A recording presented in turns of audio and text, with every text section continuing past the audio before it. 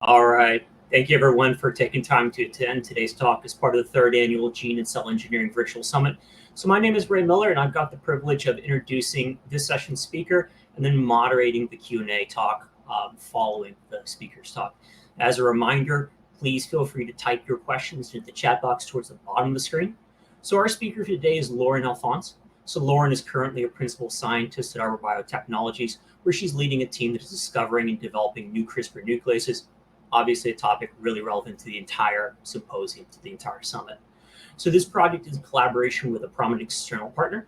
So Lauren has joined Arbor from its early days and has had the honor of seeing several of their programs and assets through the journey from discovery into now preclinical relevancy. So before joining Arbor, Lauren worked at the Gargate Lab at Boston University School of Medicine. During her time there, she and a team of multidisciplinary researchers developed a new, now commercially licensed software that determines the probabilistic distribution of a number of contributing factors to complex forensic DNA profiles. So Lauren received her BS in biochemistry from Boston College and her MS in biomedical forensic science from Boston University School of Medicine. So today's talk, Lauren's talk, is titled Discovery and Engineering of a Miniature CRISPR Cas type VL System. So Lauren, the ball is yours. Please feel free to start when you're ready. Hi, everyone. I am Lauren Alfonse. I'm a principal scientist at Arbor Biotechnologies. I've had the great pleasure of seeing the work that I'm going to present on today from the earliest days of discovery through to more recently some preclinical work. And so I'll be talking today on our discovery and engineering of a miniature CRISPR Cas type 5L system. And before I get started, I did want to thank GenScript for extending the invitation to present today. Okay, we're going to dive right in. So as follow-up to some of our earlier work on the discovery and development of Cas12i2, which we've both presented on and published at Arbor, we elected to explore the diversity of type 5 systems. And what we're showing on the left here is a phylogenetic tree of CRISPR Cas type 5 systems.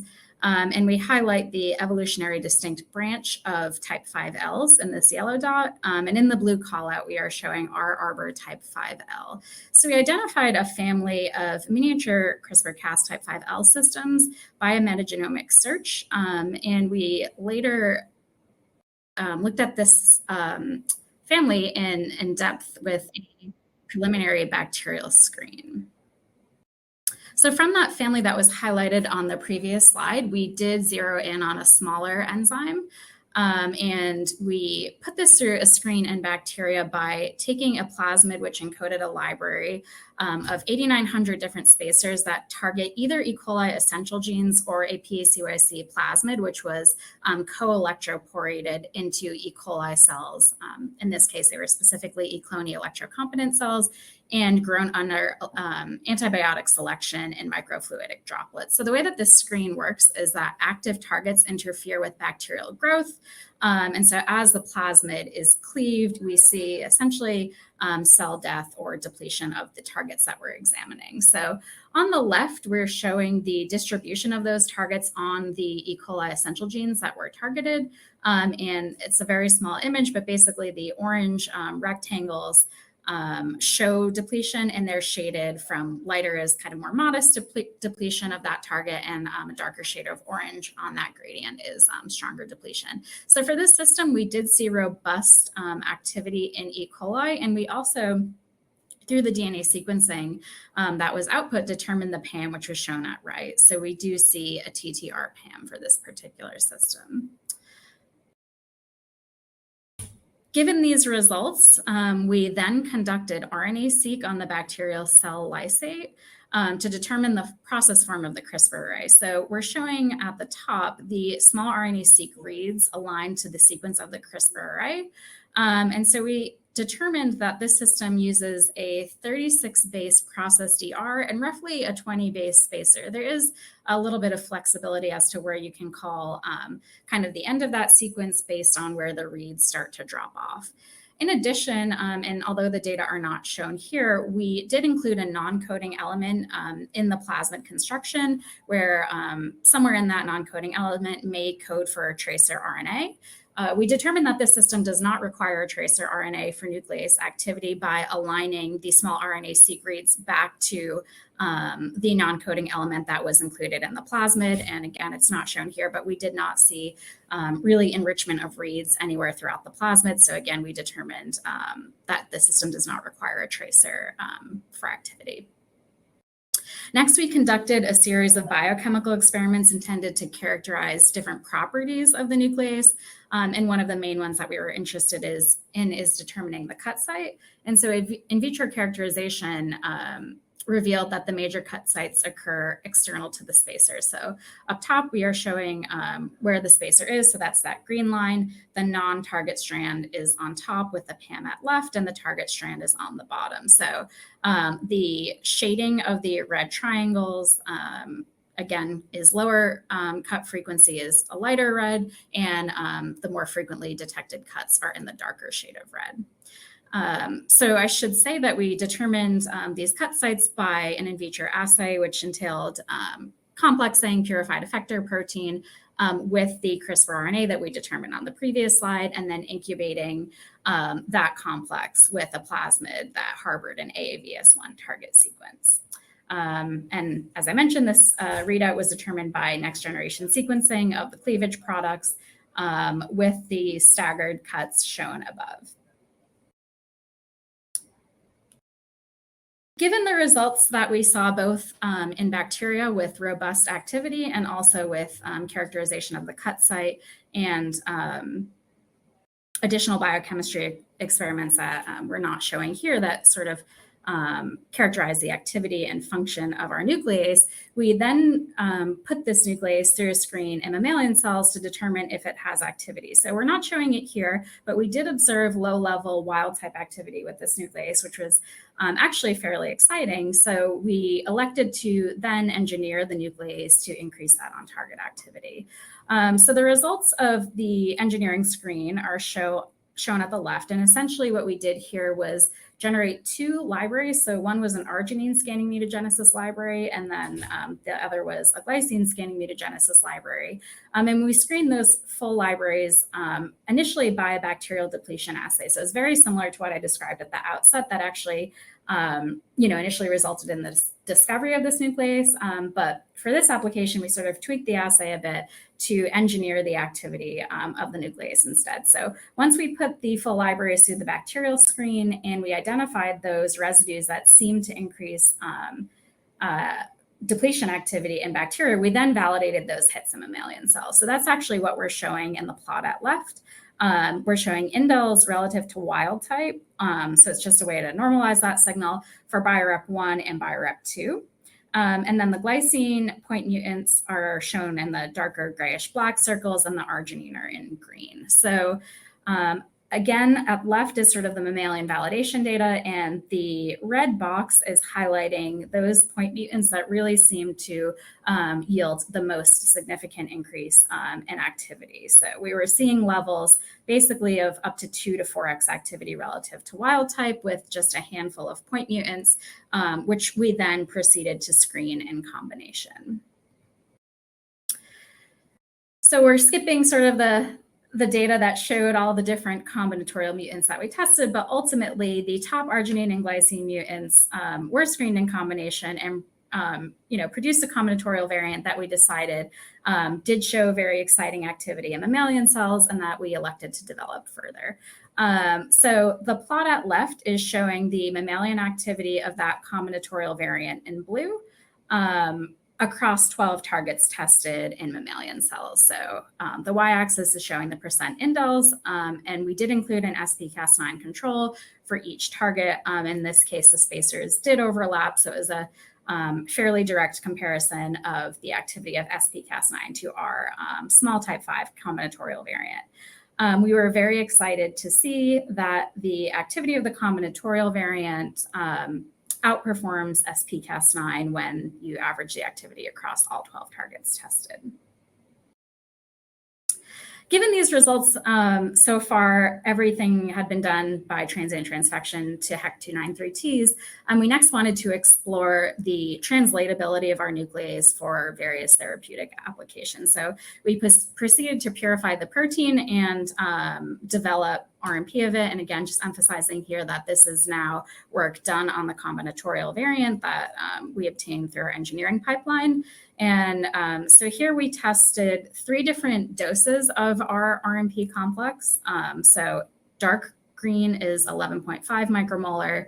The middle shade of green is 5.7 micromolar, and the lightest green is 2.9 micromolar. And again, we're very excited to see robust activity, nearly saturating signal for AAVS1T1, EMX1T2, and VEGF-AT3 across all 3 doses tested, and in particular, sort of maintaining comparable or higher activity at the lowest dose tested, which was 2.9 micromolar. So given the activity observed by RNP delivery to HEX, we next decided to really try to push ourselves into preclinical work by evaluating activity at a therapeutically relevant locus in primary human hepatocytes. So we are not disclosing what locus this is, but just noting that we did test 19 different targets at this locus of interest. Again, this is by RNP delivery to primary human hepatocytes. And we did test 2 different doses. So in purple, we have 5 micromolar. So this is going to be informed by the data on the previous slide. And in light purple, we have 1.25 micromolar. We included negative controls, which were cells nuclear affected without RNP, but read out by targeted sequencing at each target site for the 19 that were tested. And these data were represent the results of 3 technical replicates. So what we're seeing is, clearly with the higher dose and also to some extent with the 1.25 micromolar dose, indels that exceed 60%, which for us was a great result and very promising for the engineering that we did on this nuclease. And finally, it's important to note that all of the work preceding this slide was done in the absence of a structure. However, we did recently determine the cryo-EM structure of our small type 5. And sort of in hindsight, it provides insight on the mechanism of increased activity of the engineered combinatorial mutant. So the image of the structure is shown at left. We do so this was done on the combinatorial variant as well, just a catalytically inactivated version of the ternary complex. And overall, the cryo-EM structure was solved at 3.2 angstroms. So we see the RevC and stop domains, as well as various regions contacting the PAM and guide RNA. So now having this structure should unlock other capabilities beyond sort of what we've done to date, which is definitely promising as we move this forward to future applications. So with that said, in summary, small size coupled with potent mammalian activity make the combinatorial engineered variant of our miniature type 5L CRISPR Cas system an attractive candidate for therapeutic genome engineering. And lastly, I would just like to wrap up by saying thank you to members of the Arbor team, both past and present, who contributed to this work. Specifically, the authors listed below. So Alexa, Erin, and Jenna are all on my team and have done incredible work, and various others, all listed here, and also just those who have contributed throughout the years. As I mentioned at the outset, it's been a great pleasure and extremely rewarding to see this work kind of take shape over the course of my several years at Arbor. So I think with that being said, I will take any questions now.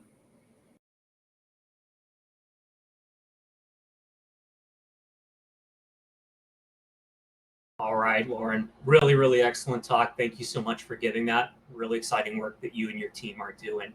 So what we're going to do now is we're going to pivot to the Q&A part of this session. So just as a reminder to the entire audience, if you have a question, and obviously we encourage questions, please type your questions into the chat box, which should be floating at the bottom of your screen. So if you need help, just give us a holler and we'll try to help you with that. So I'm going to take your questions and I'm going to read them off to you, Lauren, and appreciate your answers, your comments, your feedback. So let's go ahead, and as people are taking time to put their questions in, I'm going to exercise a little moderator's privilege here. So I'm going to ask you a question for me. So how long does it really take, your team, your company, other teams to be able to go ahead and to take a nuclease to market? What are some of the roadblocks to bringing a nuclease to market? Yeah, I think the timeline is an interesting point. I don't think I'm sort of maybe the best poised to give an answer as to bringing it to market, but I can give at least some insights into how long this work took. So essentially what I presented on today, kind of start to finish, took about a year.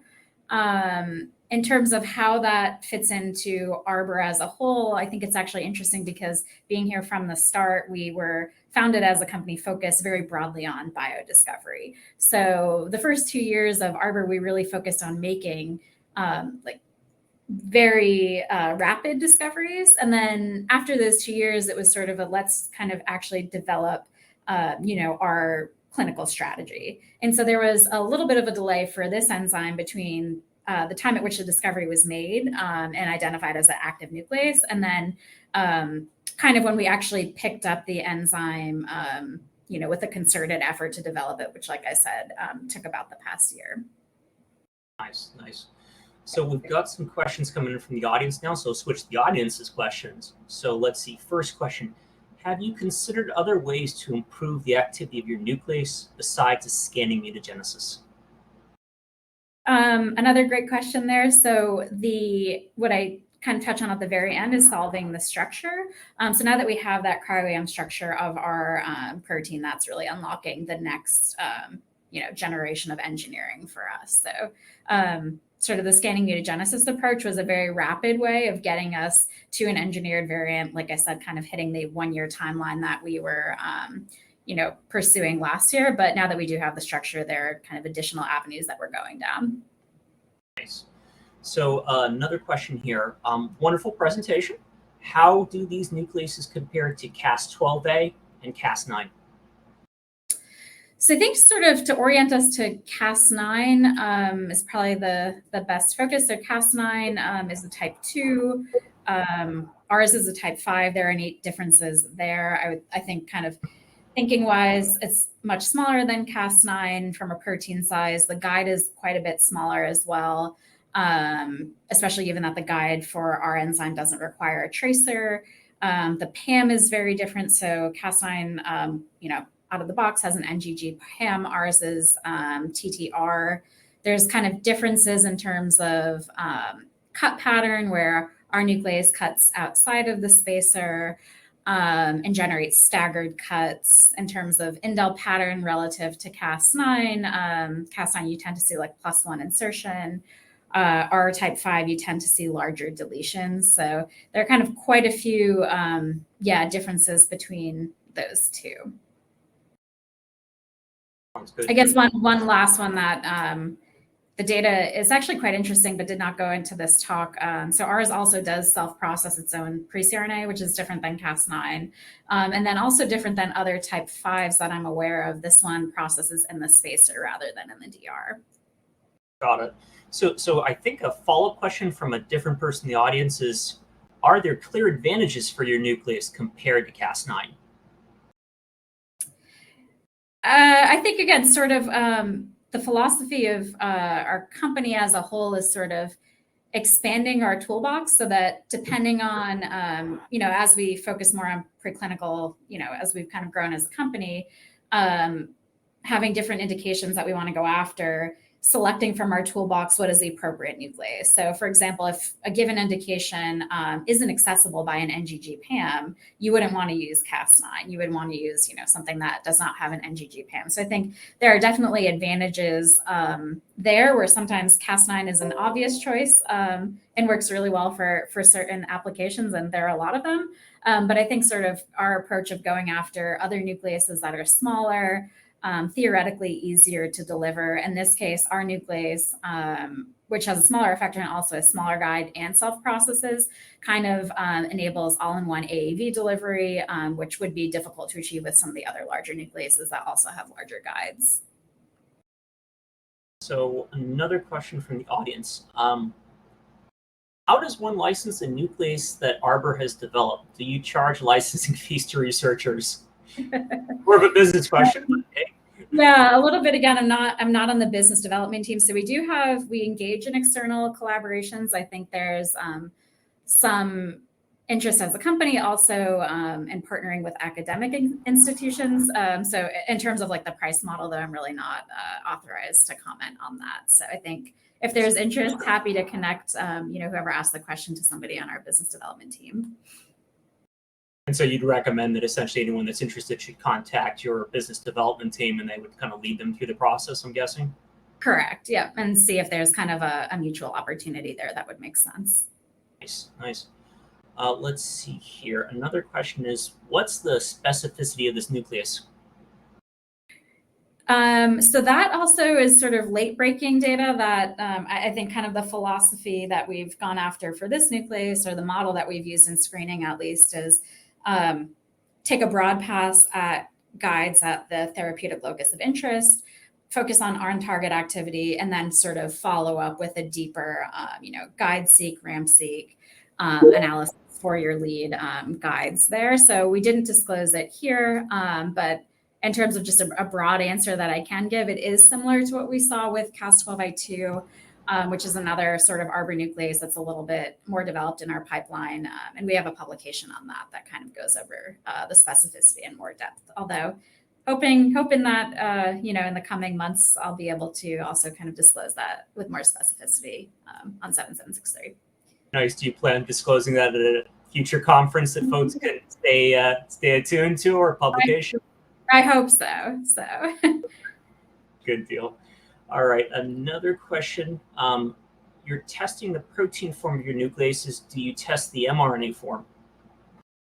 Yes. So in terms of what we've done typically and historically, we traditionally will do a first pass by plasma delivery to whatever cell type, traditionally hex, then follow that up with, I would say, like a more thorough characterization by RMP delivery to, again, a different cell type, maybe the same as in the first pass or not. And then sort of the third strategy is mRNA delivery. So I didn't show any mRNA delivery data here, but that is sort of part of our workflow as well.